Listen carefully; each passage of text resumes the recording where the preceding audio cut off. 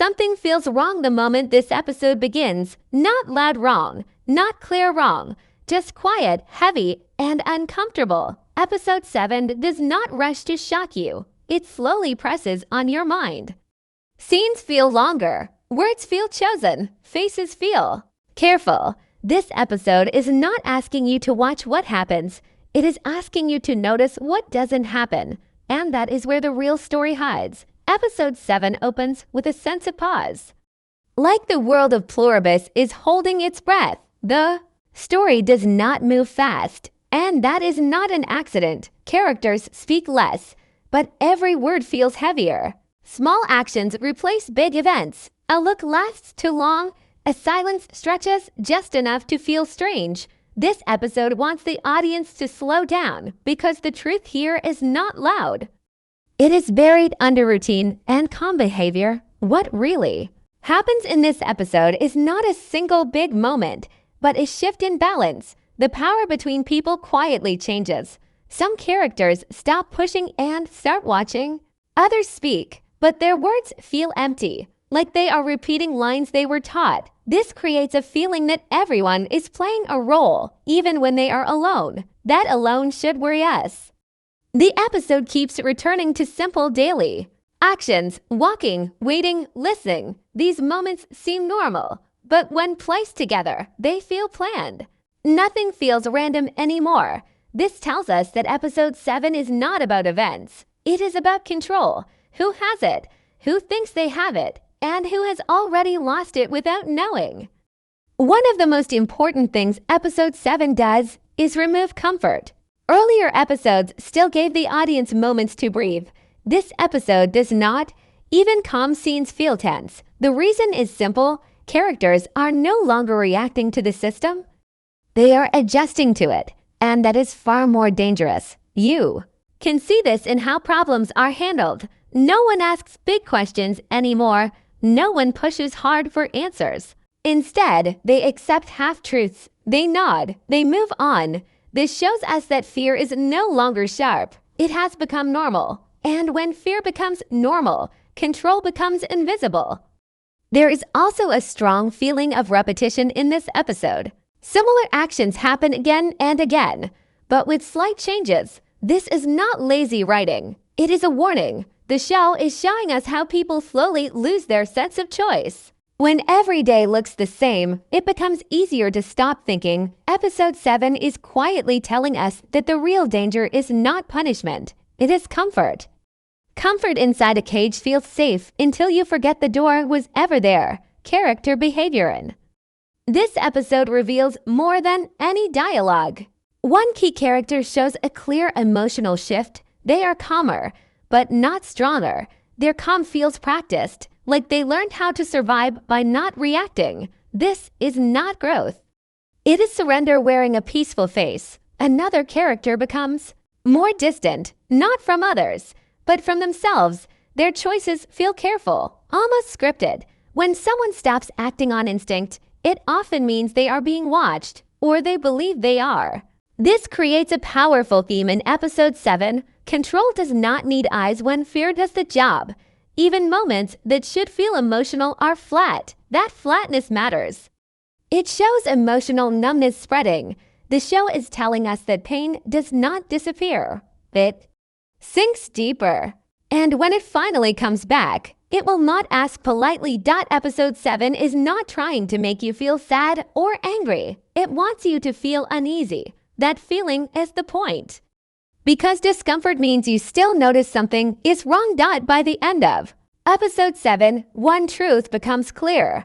The system in Pluribus no longer needs force. People are doing the work for it. They repeat the rules. They protect the silence. They correct themselves before anyone else has to. This is the moment where control becomes complete. Nothing explodes in this episode. No big reveal drops, and that is why it matters so much. This episode is the quiet before the fall. The calm moment where everyone believes they have adapted. History shows us that this is always when things break the hardest. Episode 7 sets up the future by showing us who is still aware and who is already given in. The ones who feel uncomfortable are still dangerous to the system. The ones who feel calm are already owned by it. That line will define what happens next. This episode is not a filler. It is a warning, and once you see it that way, you realize something chilling. Episode 7 is not asking what will happen next. It is asking whether anyone left is brave enough to stop it. Episode 7 hides its biggest meaning inside moments that feel small. At first glance, many scenes look normal, even boring, but this is exactly where the episode becomes dangerous. The show is no longer trying to surprise the audience with big twists. Instead, it is training the audience to look away, just like the characters inside the story have learned to do. This episode teaches us that the most powerful control is the one that feels ordinary. Pay close attention to how spaces are used in this episode. Rooms feel tighter, even when they are large. Characters often stand still while the camera slowly moves, creating a quiet pressure. This visual choice makes it feel like the world is closing in, even though nothing physically changes. The environment becomes part of the control system. Walls do not need to move when minds already feel trapped. Another detail many viewers miss is how information is shared. Important facts are not explained clearly anymore. They are hinted at, cut short, or delivered without emotion. This forces characters to fill in the gaps themselves. When people guess instead of knowing, fear grows, and fear is easier to guide than truth. Episode 7 uses this method again and again, showing us how confusion replaces clarity. There is also a strange focus on routine. Simple actions are repeated in almost the same way. The repetition feels intentional, almost mechanical. This shows us that routine is no longer comfort. It is conditioning. When people repeat the same actions every day, they stop asking why they are doing them. The episode uses this idea to show how freedom slowly fades without anyone noticing the moment it disappears. Sound design plays a quiet but important role. There are long stretches with no music, only small background noise, footsteps, breathing, distant sounds. This lack of music removes emotional guidance. The audience is left alone with the scene. Just like the characters are left alone with their thoughts, silence becomes loud, and in that silence, tension grows naturally. Another hidden detail is how characters avoid eye contact. Conversations feel unfinished. People speak, but their eyes say something else. This shows a growing lack of trust, not just between characters, but within themselves. When someone cannot trust their own thoughts, they become easier to shape. Episode 7 keeps showing this through small gestures instead of big speeches. Even the pacing of the episode tells a story. Scenes linger longer than expected. Cuts happen slower. This creates discomfort, but it also mirrors the mental state of the characters. Time feels stretched when hope is shrinking. The episode wants the audience to feel that weight, to sit inside it instead of escaping it.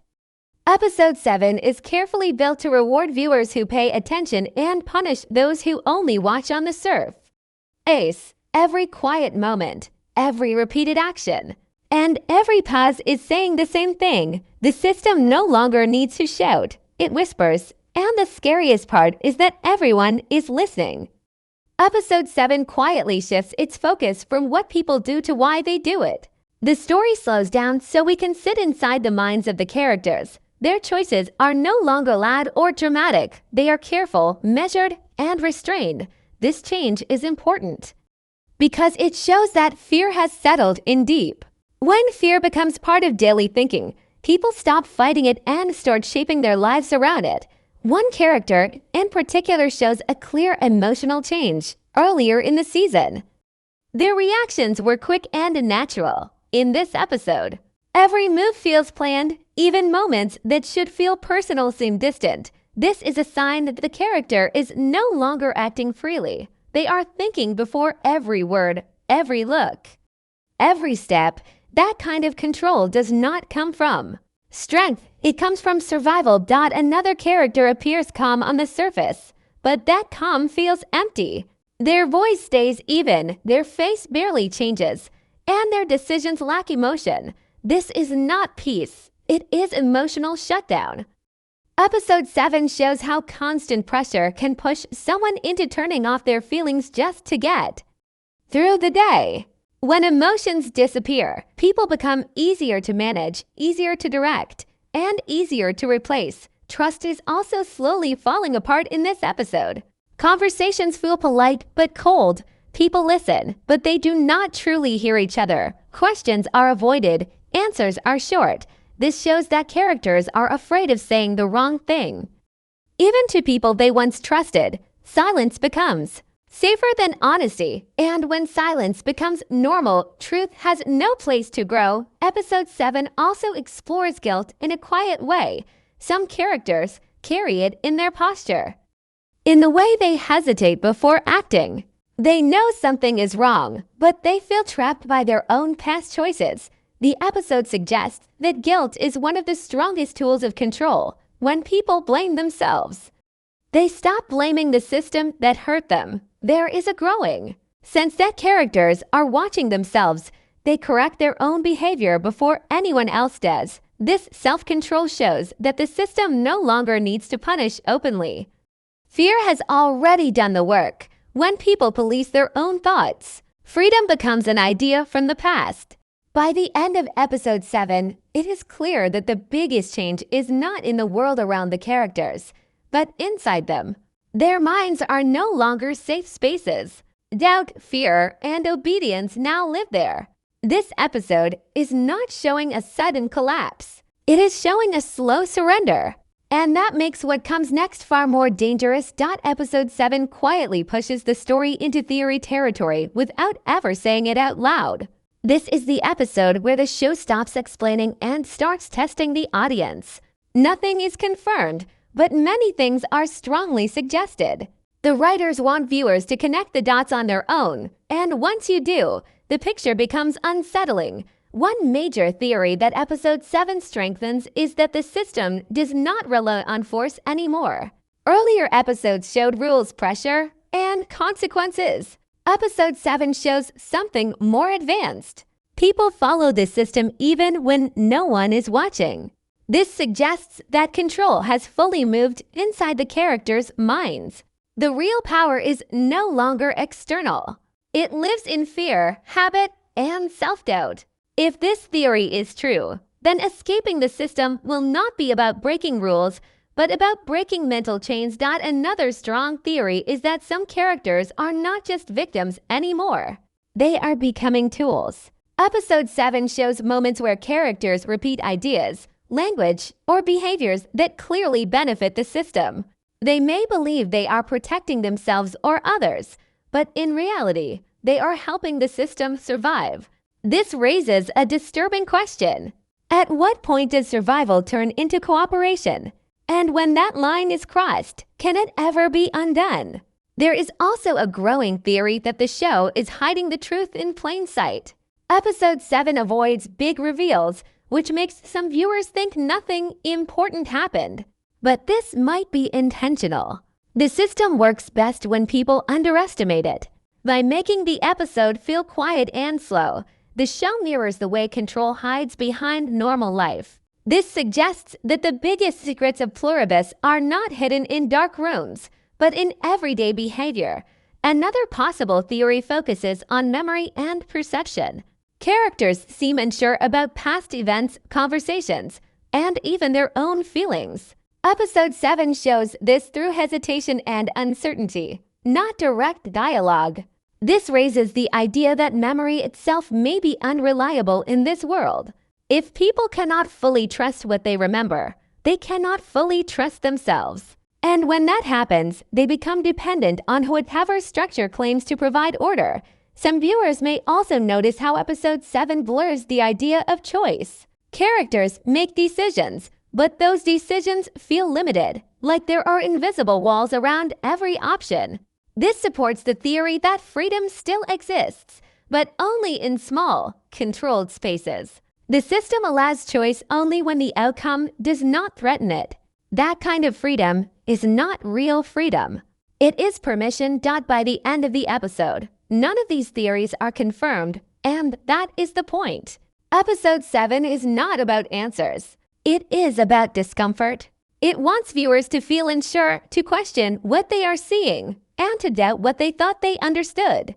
The show is preparing the audience for something bigger by first removing their sense of certainty. And once certainty is gone, anything becomes possible. Episode 7 works like a quiet turning point, even though it does not look like one on the surface. Nothing explodes, no major character falls, and no truth is spoken out loud.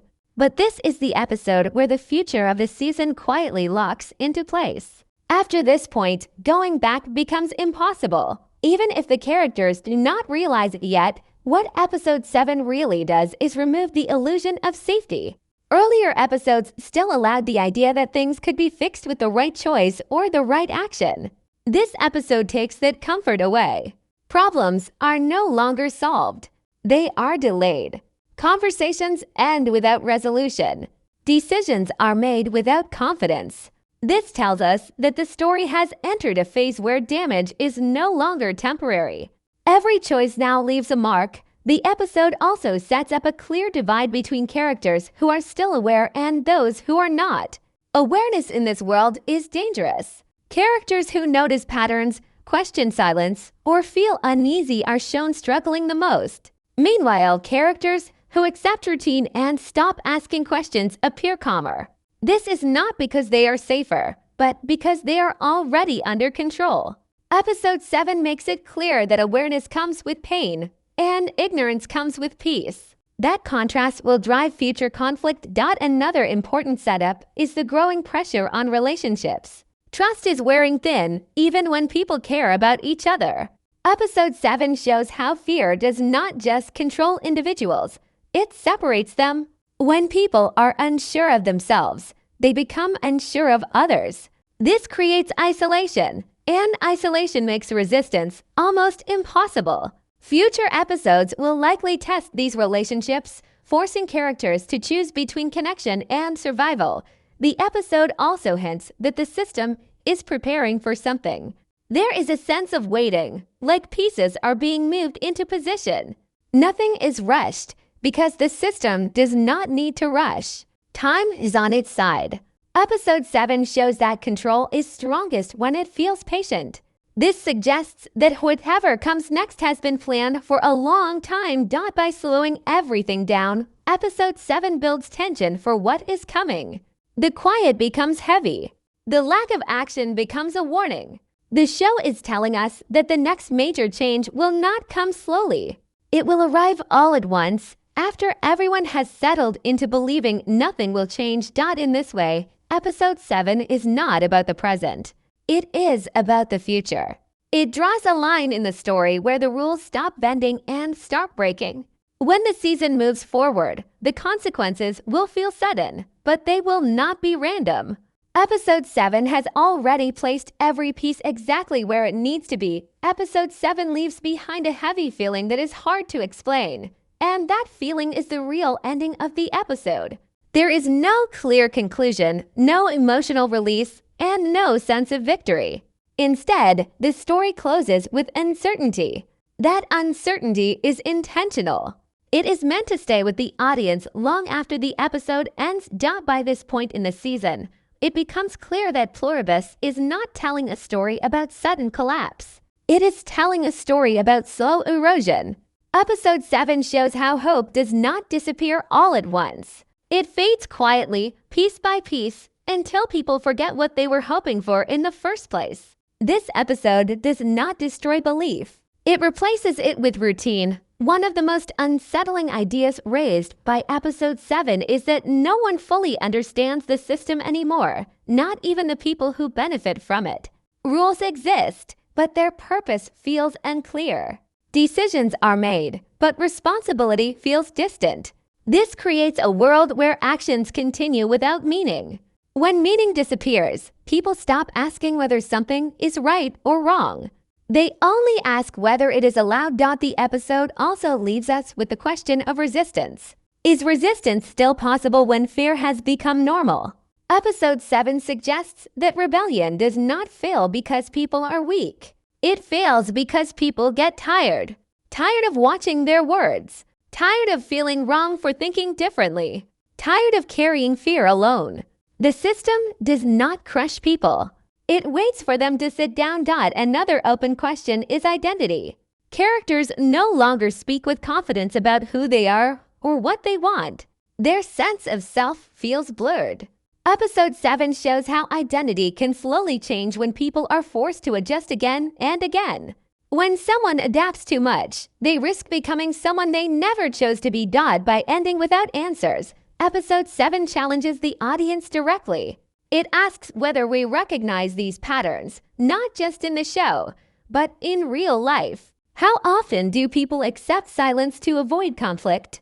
How often do they follow routines without questioning their purpose? The episode's power comes from this uncomfortable reflection. Episode 7 does not close a chapter. It opens a wound. And as the season moves forward, that wound will either heal into acceptance or tear open into something far more dangerous. The choice may no longer belong to the characters alone.